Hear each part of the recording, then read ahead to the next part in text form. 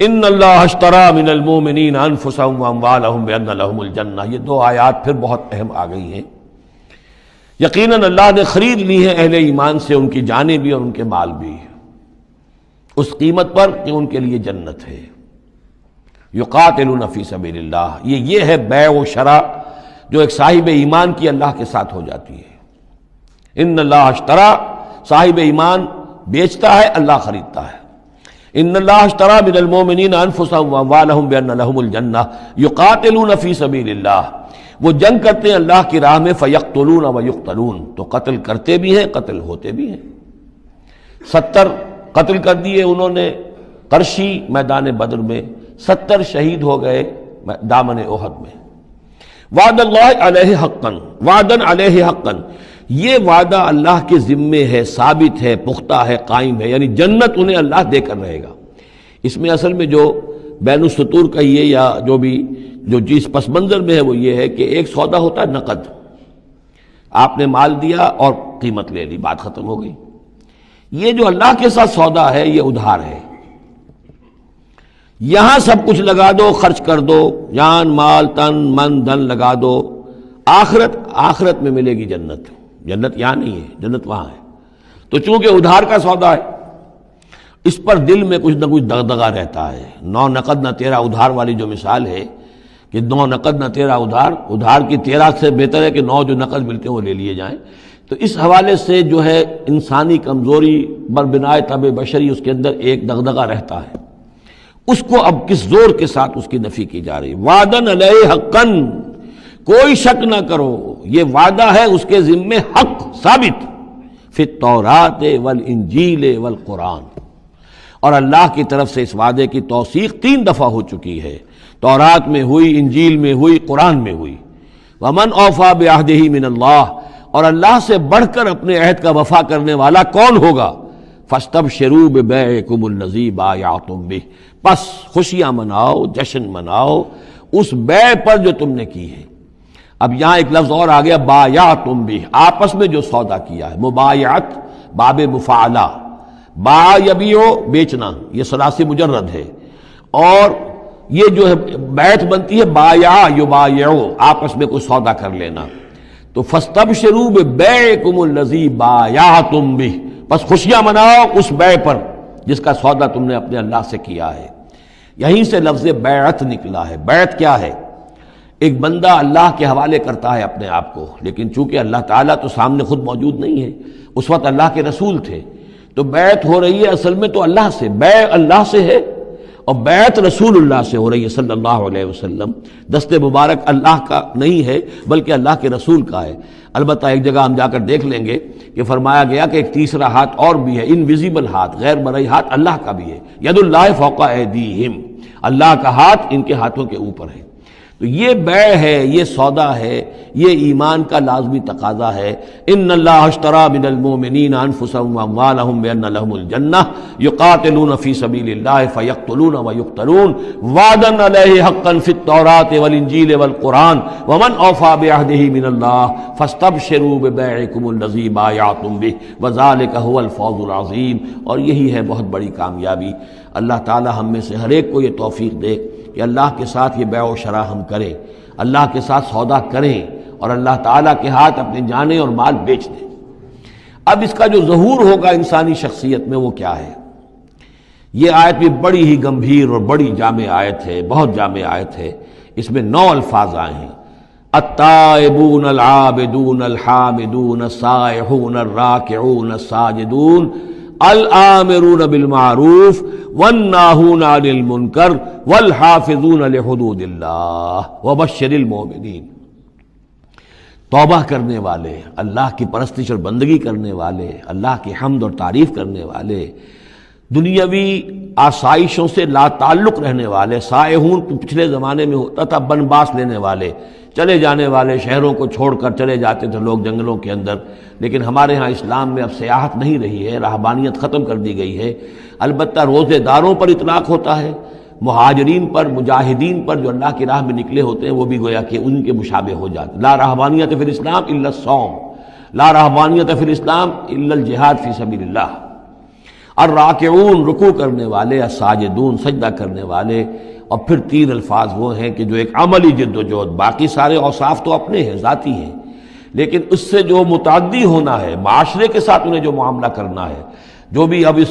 اس دعوت و تحریک کے لیے جو عمل کرنا ہے، الامرون بالمعروف نیکی کا حکم دینے والے، والناہون عن المنکر بدی سے روکنے والے، اور سب سے زیادہ جامع لفظ آیا حافظون لحدود اللہ، اللہ کے حدود کی حفاظت کرنے والے،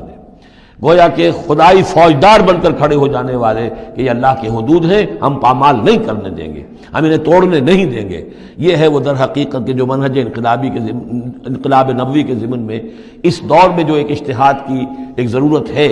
کہ جو بھی آخری مرحلہ ہوگا جبکہ وہ سارے مراحل طے ہو چکے ہوں تو اس میں نہی عن المنکر بالید،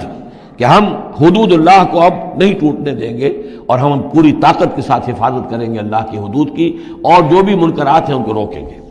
وَبَشِّرِ الْمُؤْمِنِينَ، اور اے نبی ان اہل ایمان کو آپ بشارت دے دیجئے، اللہم ربنا اجعلنا منہم۔ ما کان للنبی والذین آمنوا ان یستغفروا للمشرکین ولو کانوا اولی قربی، اور یہ نبی کے لیے اور نہ ہی اہل ایمان کے لیے یہ روا ہے کہ وہ استغفار کریں، بخشش چاہیں مشرکین کے لیے، خواہ وہ ان کے قرابت دار ہوں، ولو کانوا اولی قربی من بعد ما تبین لہم، اس کے بعد کہ ان کے لیے یہ بات واضح ہو چکی ہو انہم اصحاب الجحیم، کہ وہ لوگ جہنمی ہیں۔ وما کان استغفار ابراہیم لابیہ الا عن موعدۃ وعدہا ایاہ، اور نہیں تھا استغفار کرنا ابراہیم کا اپنے والد کے حق میں مگر ایک وعدے کی بنیاد پر کہ جو انہوں نے اس سے کیا تھا جب گھر سے نکالا ہے باپ نے، یہ ہم سورہ مریم میں پڑھیں گے، تو اس وقت وعدہ کر کے نکلے تھے ساستغفر لک ربی انہ کان بی حفیہ، وہ وعدہ نبھاتے رہے، اور وہ نبھاتے اس لیے رہے کہ امید تھی کہ جب تک وہ زندہ تھا باپ کہ شاید اللہ تعالیٰ اس کو ہدایت دے دے اور یہ ایمان پر آ جائے، لیکن جب اس کی موت واقع ہو گئی تو انہوں نے استغفار بند کر دیا، اس لیے کہ اب ثابت ہو گیا کہ وہ در حقیقت کفر کے اوپر اڑا رہا، اور موت جب واقع ہو گئی تو اب تو توبہ کا دروازہ بند ہو چکا۔ فلما تبین لہ انہ عدو للہ، اور جب ان پر یہ بات روشن ہو گئی، واضح ہو گئی کہ وہ تو اللہ کا دشمن ہے، تبرأ منہ، تو ان سے تبری کیا، ان سے اعلان بیزاری کر دیا۔ ان ابراہیم لأواہ حلیم، یقیناً ابراہیم تو بہت نرم دل تھے اور بہت ہی حلیم الطبع تھے۔ وما کان اللہ لیضل قوما بعد اذ ھداھم، اور یہ اللہ کی شان نہیں ہے، اللہ کا یہ طریقہ نہیں ہے کہ وہ کسی قوم کو گمراہ کر دے اس کے بعد کہ انہیں ہدایت دی ہو، حتی یبین لہم ما یتقون، جب تک کہ واضح نہ کر دے جس چیز سے بچنا چاہیے۔ یعنی جب تک یہ آیت قرآن میں نہیں اتری تھی، اگر کسی مسلمان نے اپنے کسی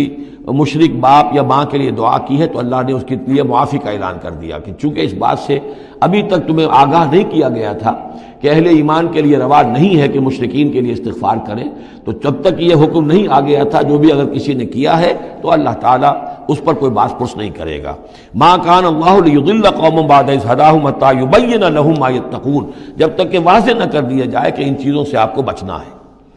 ان اللہ بکل شیء علیم، یقیناً اللہ تعالیٰ ہر شے کا جاننے والا ہے۔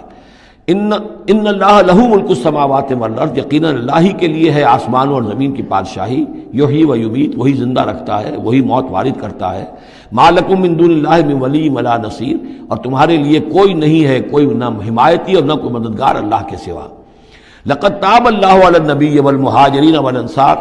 اللہ تعالیٰ مہربان ہوا، شفقت فرمائی اللہ تعالیٰ نے اپنے نبی پر بھی صلی اللہ علیہ وسلم، والمہاجرین اور مہاجرین پر، والانصار اور ان انصار پر، الذین اتبعوہ فی ساعۃ العسرۃ، جنہوں نے ان کا ساتھ دیا، ان کی پیروی کی، ان کا اتباع کیا بڑی مشکل وقت میں۔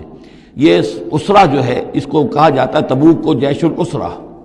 بہت ہی تنگی تھی، راشن کی بہت کمی تھی، بھوک کا معاملہ، قحط کا معاملہ، بہت سخت آزمائش تھی جو اللہ تعالیٰ نے اس وقت مسلمانوں کی ہے، لیکن جن لوگوں نے ساتھ دیا، ثابت قدم رہے، ان کے لیے اب یہ کہ اللہ تعالیٰ کی طرف سے اعلان عام ہو رہا ہے۔ لقد تاب اللہ علی النبی والمہاجرین والانصار الذین اتبعوہ فی ساعۃ العسرۃ من بعد ما کاد یزیغ قلوب فریق منہم، اس کے بعد کہ ان میں سے ایک گروہ کے دل میں کچھ کجی آنے بھی لگی تھی، پر بنائے طبع بشری، کہیں نہ کہیں کچھ نہ کچھ کمزوری، جیسے کہ غزوہ احد میں بھی بنو حارثہ اور بنو سلمہ کے بارے میں عارضی طور پر تھوڑی سی کمزوری آ گئی تھی۔ ثم تاب علیہم، پھر اللہ تعالیٰ نے ان پر توجہ فرمائی، عنایت فرمائی، انہ بہم رؤوف الرحیم، یقیناً وہ ان کے حق میں بہت مہربان ہے، رحم فرمانے والا۔ وعلی الثلاثۃ الذین خلفوا، اور اب یہ اعلان ہو گیا ان تین کے بارے میں بھی جن کا کہ معاملہ مؤخر کر دیا گیا تھا، اور وہ تین کعب ابن مالک اور ان کے ساتھ اور بھی ہلال ابن امیہ اور مرارہ ابن ربیع رضی اللہ تعالیٰ عنہم اجمعین، یہ تین صحابہ تھے انصاری۔ وعلی الثلاثۃ الذین خلفوا، اور ان لوگوں پر بھی وہ جو تین کہ جن کا معاملہ ذرا پیچھے ڈال دیا گیا تھا، مؤخر کر دیا گیا تھا، ان پر بھی اللہ نے توبہ فرمائی، یعنی اللہ نے توبہ قبول فرمائی۔ حتیٰ اذا ضاقت علیہم الارض بما رحبت، یہاں تک کہ جب زمین ان پر اپنی تمام کشادگی کے باوجود تنگ پڑ گئی، وضاقت علیہم انفسہم، اور ان پر اپنی جانیں جو ہے بھاری ہو گئیں، وظنوا ان لا ملجا من اللہ الا الیہ، اور انہیں یقین ہو گیا کہ اللہ تعالیٰ سے بچ کر جا کر کوئی اور پناہ گاہ ہے ہی نہیں سوائے اس کے کہ اسی کی جناب میں آ کر پناہ لی جائے۔ لا ملجا من اللہ الا الیہ، جیسے یہ کہ کوئی بچے کو اگر ماں مارتی ہے تو بچہ پھر لپکتا ہے ماں کی طرف، لپٹتا ہے ماں سے، جائے کہاں؟ ظاہر بات ہے کہ مار رہی ہے ماں لیکن وہ پھر لپٹ رہا ہے ماں کے ساتھ۔ اسی طرح لا ملجا من اللہ الا الیہ، اللہ تعالیٰ کی طرف سے اگر کوئی سختی بھی آئے، سزا بھی آئے، تو آخر بھاگے جائیں کہاں؟ اللہ ہی کی جناب میں پھر پناہ لینی ہے۔ نہ کہیں جہاں میں کما ملی جو اما ملی، تو کہاں ملی میرے جرم خانہ خراب کو تیرے عفو بندہ نواز میں۔ ثم تاب علیہم لیتوبوا، تو اللہ تعالیٰ نے ان کی توبہ قبول فرمائی تاکہ وہ بھی دوبارہ متوجہ ہو جائیں اور اپنی جو بھی کمزوریاں تھیں ان کو رفع کریں۔ ان اللہ هو التواب الرحیم، یقیناً اللہ تعالیٰ تواب ہے۔